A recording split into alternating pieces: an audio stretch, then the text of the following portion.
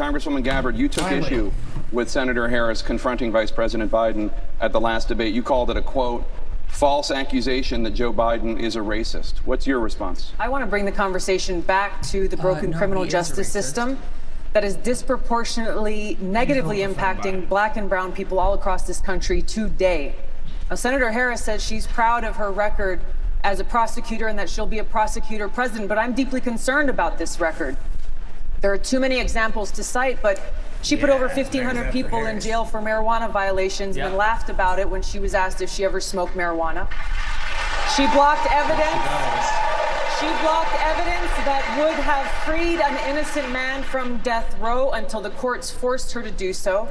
She kept people in prison beyond their sentences to use them as cheap labor for the state of California. And she fought to keep cash bail system in place that impacts poor people in the worst kind of way. Thank you, Congresswoman. Senator Harris, your response?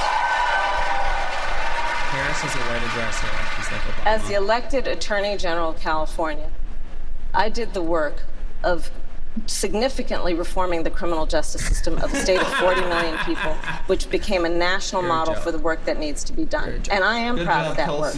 And I am proud of making a decision to not just give fancy speeches or be in a legislative body and give speeches on the floor, but actually doing the work of being in the position to use the power that I had to reform a system that is badly in need of reform. That is why we created initiatives that were about re-entering former offenders and getting them counseling. It is why, and because I know that criminal justice system is so broken, that I am an advocate for what we need to do to not only decriminalize, but legalize marijuana in the United States. I want to bring Congresswoman Gabbard back in. Your response. The bottom line is, Senator Harris, when you were in a position to make a difference and an impact in these people's lives, you did not. And worse yet, in the case of those who were on death row, innocent people, you actually blocked evidence from being revealed that would have freed them until you were forced to do so. There is no excuse for that.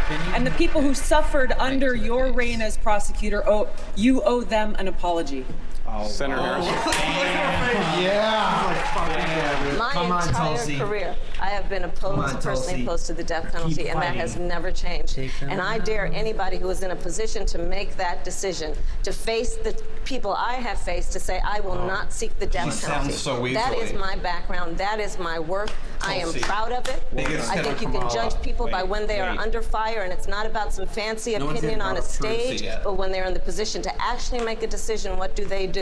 When I was in the position of having to decide whether or not to seek a death penalty on cases I prosecuted, I made a very difficult decision that was not popular to not seek the death penalty. History shows that, and I am proud of those decisions. Senator Harris, thank you very much. Senator Bennett, a question for you. I almost killed Why are you the best candidate to heal the racial divide that exists in this country today, which has been stoked by the president? Did you like that video? Well, guess what? You can hit the subscribe button, hit that ring bell notification, so that way you're updated when we upload new content to our YouTube channel.